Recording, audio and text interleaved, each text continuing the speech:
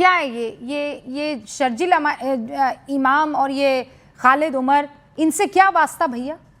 सिर्फ इतना वास्ता है ना कि आरोपी है और इनके खिलाफ केस चल रहा है, इतनी क्यों आत्मा कचोट कर रही है? देखिए, सबसे पहले तो सभी को नव वर्ष की पहली बार हम लोग मिल रहे हैं, सबको बहुत सारी शुभकामनाएं, ढेरों शुभकामनाएं। रुक्का जी आपको भी। एक सवाल आपने अभी पूछा, वहां से शुरू करता हूं। बांग्लादेश में हिंदुओं पे अत्याचार हो रहा है। कितनी दर्दनाक घटना हुई, आपने बताया कि एक महिला, हिंदू महिला का किस तरह से उसके साथ अन्याय हुआ, और एक राणा प्रताप की अभी भी मौत आपने बताई। हम तो बार बार सरकार को चिता रहे हैं कि सरकार कुछ करती क्यों नहीं, लाल आंखें दिखाती क्यों नहीं बांग्लादेश को। हम तो सरकार के साथ खड़े हैं ना। सवाल विपक्ष से पूछा जा रहा है, विपक्ष क्या कर रहा है? अरे विपक्ष तो कह रहा है कि सरकार आप आगे बढ़ो, हम आपके साथ है, हिंदुओं पे अत्याचार हो रहा है वहां पे। सरकार चुप्पी साधे है। और सरकार, जब हमारे देश की सरकार अपने हिंदुओं की रक्षा की बात नहीं कर सकती, तो हम दूसरों से क्या आशा रखें कि दूसरे देश के लोग आके क्या मदद करेंगे इसमें? ये तो सरकार को बोलना है ना। और सवाल विपक्ष से पूछा जा रहा है, और मैं सरकार से पूछता हूं कि सरकार चुप क्यों है? इसमें बार बार लगातार हिंदुओं पे अन्याय हो रहा है, वहां पे हिंदू माइनॉरिटी में, वहां पे हम हर जगह जहां भी अन्याय होता है समाजवादी लोग खड़े होते हैं। अगर देश में भी होता है तो देश में भी खड़े होते हैं, अगर हमारे विदेश में हो रहा है तो वहां भी खड़े बांग्लादेश में। और बांग्लादेश के ऊपर सरकार को अब लाल आंखें करके पूछना चाहिए कि रुक क्यों नहीं रहा, लगातार बढ़ता क्यों जा रहा है। दूसरी बात, आपने कहा हम देश के संविधान और न्यायपालिका को मानने वाले लोग हैं। जब भी संविधान और न्यायपालिका की बात होती है तो हम हमेशा राष्ट्र के साथ खड़े होते हैं, क्योंकि हम लोग राष्ट्रवादी लोग हैं। न्यायपालिका पे कभी समाजवादी लोग उंगली नहीं उठाते और ना संविधान पे उंगली उठाते हैं। हम दूसरे दलों की तरह नहीं है। लेकिन मेरा उसी के साथ दूसरा सवाल ये भी खड़ा होता है कि राम रहीम को लगातार पेरोल क्यों मिलता जाता है? 21 जनवरी 2023 को 40 दिन की, 20 जुलाई को 2023 में 30 दिन की, 21 नवंबर 2023 में 21 दिन की, फिर 13 अगस्त में 20 दिन की 2024, 28 में 2025 में 30 दिन की, फिर 9 अप्रैल 2025 में 21 दिन की, 5 अगस्त 2025 में 40 दिन की। लगातार पेरोल क्यों मिलती है, सवाल ये भी है मेरा। और ये सवाल बीजेपी को भी पूछना चाहिए, बीजेपी के नेताओं को भी पूछना चाहिए कि आखिर एक व्यक्ति जो इतना बड़ा, जिसपे आरोप है, उसको सजा मिली हो जेल से, क्यों उसको लगातार पेरोल मिल रहा है? बढ़िया सवाल पूछ रहे हैं आप। लेकिन क्या शर्जिल इमाम को पेरोल मिलनी चाहिए, बेल मिलनी चाहिए? उमर खालिद को बेल मिलनी चाहिए? मैं आपको सीधी बात करता हूं, मैं सीधी से सवाल कर, हम संविधान और न्यायपालिका को मानने वाले लोग हैं। फिर आपसे कह रहा हूं, हम वो लोग हैं जो न्यायपालिका, अगर देश संविधान और न्यायपालिका से चलेगा, देश संविधान और कानून से चलेगा। मेरे सवाल को बहुत अच्छे से आप दबाने की कोशिश कर रहे हैं। कोई दबाने की जितना मुखर आप, चाहे वो ये आसाराम बापू हो कि वो दूसरा वाला राम रहीम हो, कोई नहीं खड़ा है उस शख्स के साथ।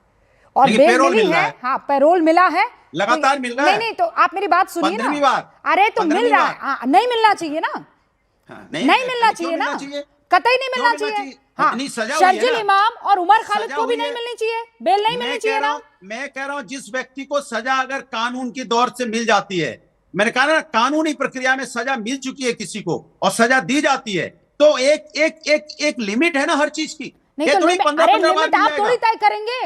समाजवादी पार्टी के ऑफिस में तो लिमिट तय नहीं होगी ना सर, पार्टी दफ्तर में लिमिट तय नहीं होगी ना, वो तो सुप्रीम कोर्ट करेगा। निचली अदालत से लेकर हाई कोर्ट से लेकर सुप्रीम कोर्ट ने बता दिया है, एक बार नहीं दसियों मर्तबा बता दिया है कि ये दोनों कितने खतरनाक तरीके से संलिप्त अब तक पाए जा रहे हैं।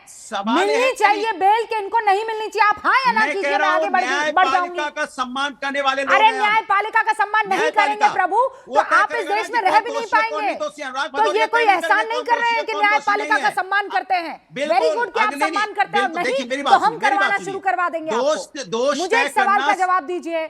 मैं कह रही हूं, ये बाबा राम रहीम हो कि वो आसाराम हो, कोई बलात्कारी हो, उसे बेल नहीं मिलनी चाहिए, नहीं मिलनी चाहिए। वो देश के लिए खतरा है। रुकिए, मैं कह रही हूं और बड़ी हिम्मत से कह रही हूं।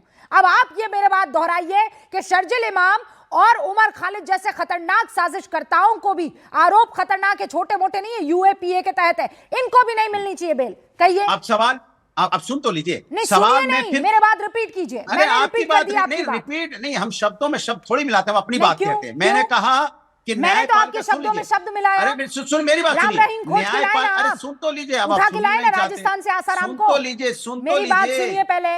मैंने आपके शब्दों में शब्द मिलाए, सुन तो लीजिए, मैं चाहे वो सेंगर हो, राम रहीम हो, आसाराम हो, नहीं मिलनी चाहिए। सुन तो लीजिए, अब मेरे शब्दों में शब्द मिलाइए अनुराग भदौरिया। कहिए शर्जील इमाम और उमर खालिद जैसे खतरनाक लोगों को, जो खतरनाक आरोप चल रहे हैं, इनको बेल नहीं मिलनी चाहिए। बोलिए। अरे नए साल में तो सुन लीजिए, जवाब तो देने दीजिए। अरे मैं जवाब देने दूंगी प्रभु, एक लाइन तो बोल दीजिए। एक ही लाइन नहीं, मैं 10 लाइन बोलने को तैयार हूँ राष्ट्र के लिए। राष्ट्र के प्रति हम समर्पित लोग हैं, हम दूसरे दलों की तरह नहीं है। अब सुन लीजिए, संविधान न्यायपालिका जिसको सजा दे देगी और न्यायपालिका कह देगा दोषी है, न्यायपालिका दोष तय कर दे, मैं आपके शब्दों में शब्द मिलाऊंगा, आज भी मिलाता हूं। राष्ट्र के खिलाफ कोई काम करेगा उसके ऊपर कार्रवाई होनी चाहिए, चाहे कोई व्यक्ति बना रहे। राष्ट्र विरोधी गतिविधियां इस देश में शामिल नहीं होनी चाहिए, और जो भी राष्ट्र विरोधी काम करेगा न्यायपालिका तय करेगी कौन राष्ट्र विरोधी है, कौन राष्ट्र विरोधी नहीं है। न्यायपालिका सजा देगी, हम आप नहीं देंगे सजा। भी हो, नाम नहीं लेंगे हम, जो कोई भी हो। अरे कोई भी हो, हाँ कोई भी हो,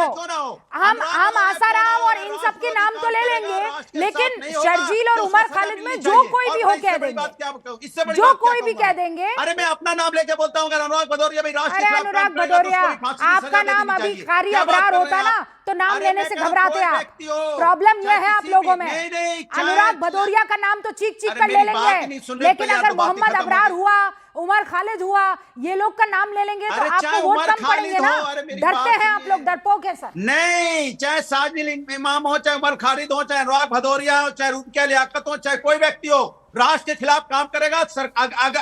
अगर तो कोर्ट सजा देता है कि राष्ट्र विरोधी है तो कौन उसके साथ खड़ा होगा? मेरे साथ ही कोई नहीं खड़ा होगा। Vijay ji, okay, point taken, very nice, good. देर आए दुरुस्त आए पर आ गए। नहीं, देर दूसरी, समाजवादी लोग हमेशा दुरुस्ती रहते हैं, एक नाम सुनना नहीं चाहते ना।